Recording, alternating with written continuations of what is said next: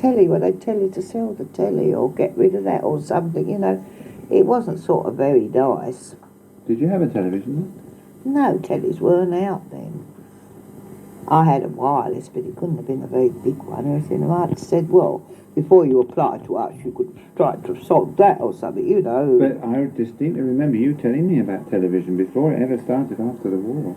Oh, no, you don't. Television, I never knew nothing about You told me that there was a thing like a radio, and on the top it had a picture, and you could see the man reading the news and things like that. Well, I'd only seen that in the shop window. It was in its infancy. I think it did start before the war, but I'd only seen it in shop windows. I mean, it was only the very posh that would have it. And they carried on with it sort of undergroundish sort of during the war, but I don't think they'd done much to it. You never knew anybody that had it? I never knew anybody that had a television. The first person I knew that had a television at the time was Eileen Bone round Oakwood Road. Which was about 1950, something or other. Oh, it was after the war, wasn't it? When we moved there. Oh, we moved there when? Well, we'll come to that later.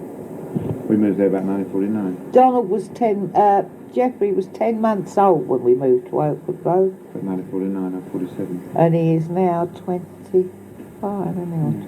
Can you remember, before we actually get onto the war, can you remember any little anecdotes of anything that happened at Quicks Road before the war? Anything about the children or with your husband?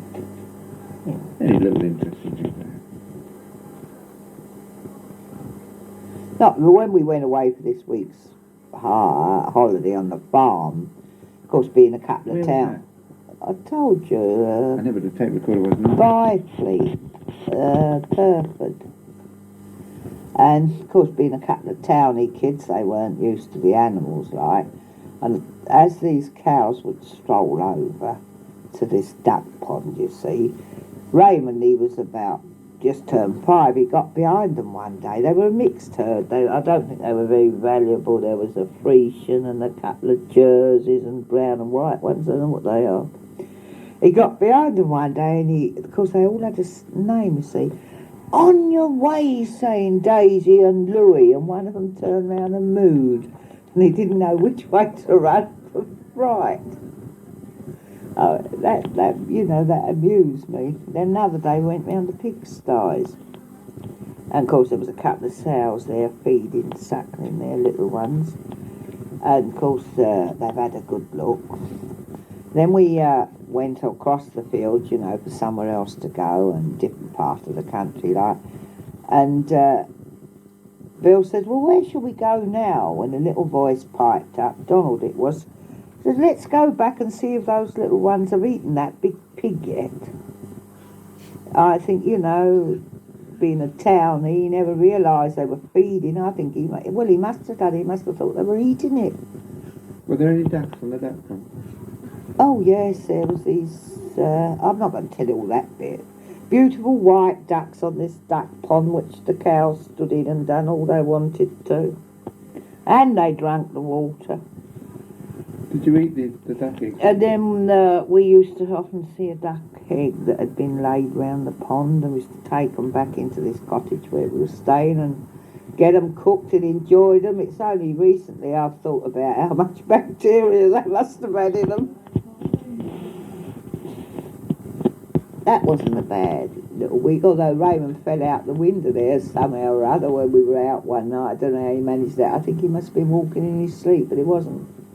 The cottages were 200-year-old and they weren't very high, but they'd been spoilt inside. They were period pieces, and the people that were living in them had sort of wallpapered over the beams and that. And in the sitting room, where they'd got, all these beamed ceilings and down the walls and that, all of a sudden I looks down and there's a modern pan grate. I didn't know seem out of character to me. How could you afford this holiday in these bad times? Well, I don't think it cost a lot, you see. The chap that we stayed with, he had worked at the leather factory where your father worked. And he went down there to live, he'd been down there, head cowman he was. He'd been down there before and came back. Well, his brother was working at the leather factory with your father, I was talking about it, so he said, well, he has boarders down there, you know, for a few pounds a week, you know, full board. So, of course, we went, because we didn't need a lot of money to spend.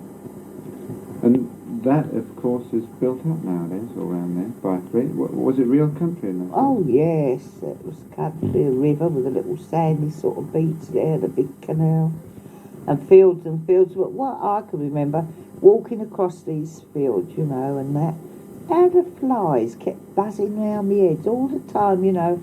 Out in the sun, you've got this continual buzz in your ears, the flies flying round your head as you're walking along. And did the people seem real country types? Well, we didn't meet a lot of the country people. You see, apparently having this river and this canal there, it was quite a popular spot with hangars and different things. They used to come down, you know, on their bicycles, and you'd see them camping along the canal like. And the person next door, I don't remember if she was a country person or not, but the person that we stayed with was a townie, the same as us, that had recently moved to the country. But I don't know what you mean by real country people. I suppose some of them were, but of course we didn't have a great deal to do with the other people.